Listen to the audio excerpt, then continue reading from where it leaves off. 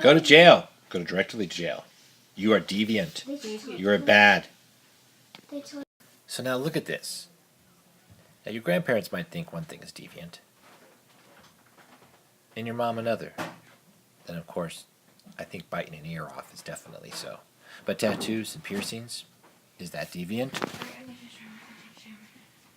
So if we think about it, deviance across cultures does vary. It's relative to the culture you come from, the background that you have your mores shaped from. For example, in Ohio, the rebel flag is considered deviant. Back home in Alabama, it's not. It would be considered classy. Now here's two terms that I don't quite get. I mean, I understand the negative deviance, which is involving behaviors that is not acceptable. But positive deviance, how can that be so? To me, positive deviance would be Rosa Parks in the sit-ins, but not in the sociological preference. What it's referencing is that the deviance that is looked at is imbalancing, but is part of our mass media, or the part that allows us to think we're inadequate. So we practice in things that normal society would think is deviant. That is positive deviance.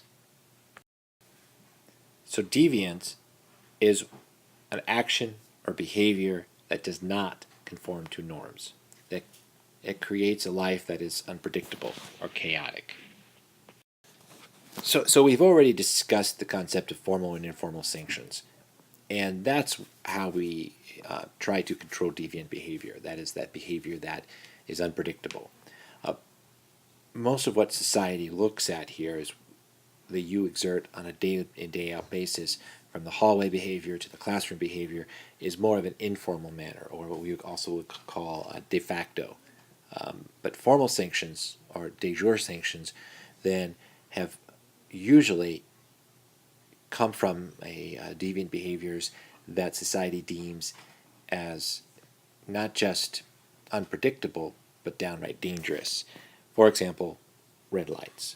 Or also, if you have formal sanctions, you may actually be able to see what society values. So, for example, stealing or shoplifting, private property and profit margins are incredibly important in a capitalistic society, so they've become formalized or put into a place that is actually more important than acting deviant in an elevator that we talked about. You won't get punished for that. You'll just have people get out immediately. So another formal term is social sanctions, and they are just rewards or punishments designed to encourage a desired behavior.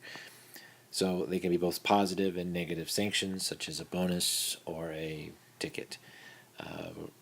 For example, if you don't get speeding tickets and you don't get any car accidents, you have a positive sanction from your insurance company, which lowers your rates or gives you a bonus check.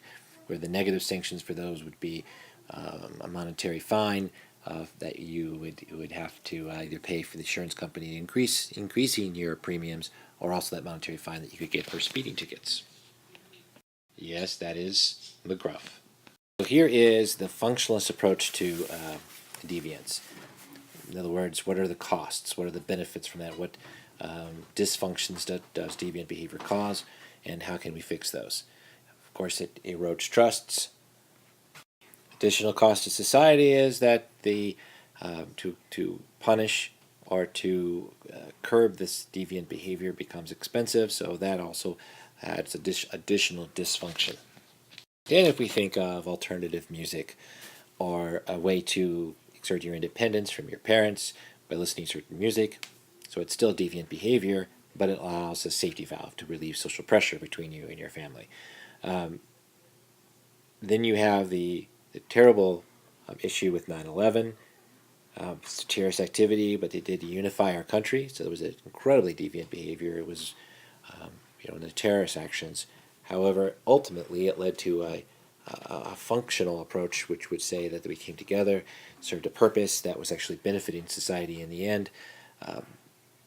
So you can look at it from two different points of view, one being bad, but the ultimate outcome could be ultimately good. So the next step. So now we're looking at the structural approach or perspective in strain theory. And this looks at that deviance occurs when there are certain goals that society places upon us or are higher than one can achieve through legitimate means. theory does incorporate a major part that which the norms of society become weak or conflicting or absent because at some point you have apathy and become disengaged with normal society mores, and that is anomaly. So here are 4 responses that one might take in considering the ability that you cannot necessarily conform and ultimately will be deviant behavior. Even though you might be innovative, such as using your problem-solving skills that we teach you here at Cathedral, however, you can't quite meet the goals displayed by society still, so you use illegal means to obtain those, such as robbery, drug dealing, things again that are considered deviant on themselves. Ritualism is when success is rejected, but legitimate means are still used. So in other words, you will continue to be just doing what you need to do to get by in society, or at least in our society, looks at the fact that that may not necessarily be the main goal, that success should be the main goal, not just to get by. And ultimately you look like you're doing your job, going to work every day, but ultimately you really aren't doing it. Best example of this is the lazy teacher who continues to go to work every day as part of the job, but puts no effort in. So technically that's deviant.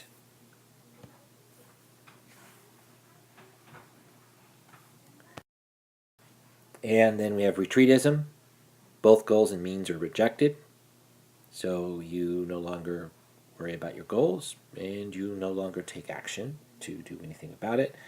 This would be homelessness and a drug addict, those folks that are walking around in the streets. And then the last one is rebellion. Rejection of goals and means, but a new set of goals and means are formed. Out of all of these, rebellion at times can recreate a new set of goals, a new set of norms, if done in a positive format. The example given, though, is violent behavior against law enforcement. A positive way to look at dealing with this would be the sit-ins during the civil rights movement. And here is another perspective called control theory, which is also similar to the strain theory, but it looks at its deviance occurs when people do not feel connected or have close ties to the community. The community, or the people in your community, are the ones that help control and maintain social order. So if you do not have close ties, you're more likely to partake in behavior. Here are some of the areas of social bond that you may, that we even here at Cathedral focus in on, such as Mr. Greer's assets that he talks about through your last 3 years here at Cathedral. Attachment, commitment, involvement, and belief. Do you feel attached? Do you have others within the community that you do know, that you see on a daily and day-out basis, that you have some sort of feelings for or interaction with? Commitment. Are those individuals you are committed to do your best with? Involvement. Do you actually have some skin in the game? Something is important to you, that you are willing to get involved and engaged in those behaviors.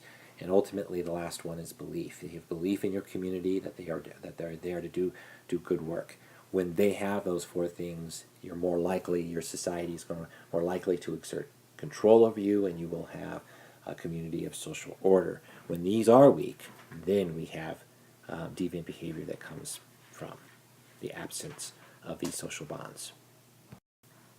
All right, take a moment to stop and to reflect in your readings. You can look on the Google form page that I've provided on Schoology and fill out a couple of the questions there. You also can review in your textbook, or you can go to the online version that I've provided in the Google form to get additional information. Again, you should be able to look at how Cathedral reflects strain theory, give us examples of that.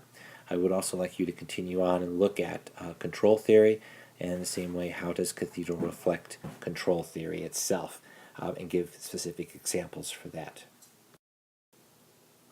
Okay, so we're going to spend a little bit of time just looking over some of the key terms from the reading. Labeling theory explains why deviance is relative. For in other words, sometimes in gender issues, one would be considered a deviant behavior when the other one would be celebratory. For example, boys and girls relationships, a lot of times the way that's looked at by society, the guy looks differently than the girl does, and those types of behaviors. Primary deviance is a term that's used when one engages in an isolated act or behavior. However, secondary deviance refers to as a lifestyle or personal identity. Many times this might happen when an individual originally does an act but is caught, an illegal act, and then ultimately as a juvenile then gets sent to, is detained or arrested and sent to a prison type setting, ultimately leading to a new lifestyle and defining themselves as a criminal, and then begins to then take that on as a personal identity. Labeling has negative effects, which are also known as stigma, an undesirable characteristic of a label used by others to deny the deviant full social acceptance. All right, conflict theory's perspective on deviant behavior is saying it's a competition of social equality, and that those with power then will label those without power as deviant. Again, the civil rights movement could be one of these that you would look for, that the sit-ins, the economic hassle that was given to the people of power, would call that deviant behavior. Here's another term that, again, you might be familiar with, but called white-collar crime, and that is crime that is committed by respectable individuals. A lot of times they would be considered corporate crime, things that are more acceptable in society. That is until recently, because of the Great Recession that we just went through. We have understood that it's the white-collar crime that put us in that situation from the bankers. However, very few prosecuted under the codes that already exist to say this is deviant, this is dangerous for society. So usually white-collar crime is, even though it can be more harmful than the traditional criminal activities, ends up receiving less of a sanction or formal sanction. And then violent crimes.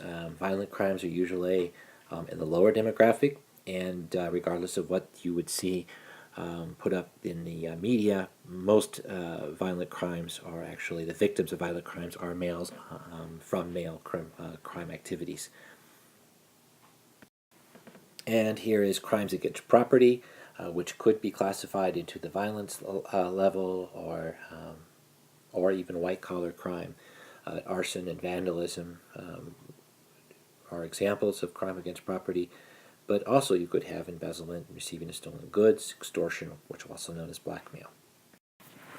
The last two types of crime are victimless crimes and organized crime.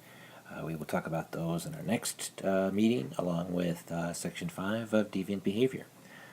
So finish up your Google Forms, get those turned into me no later than Wednesday, and then also start working on your study guides or term listings that are included on the Schoology site. Thanks, and see you Thursday.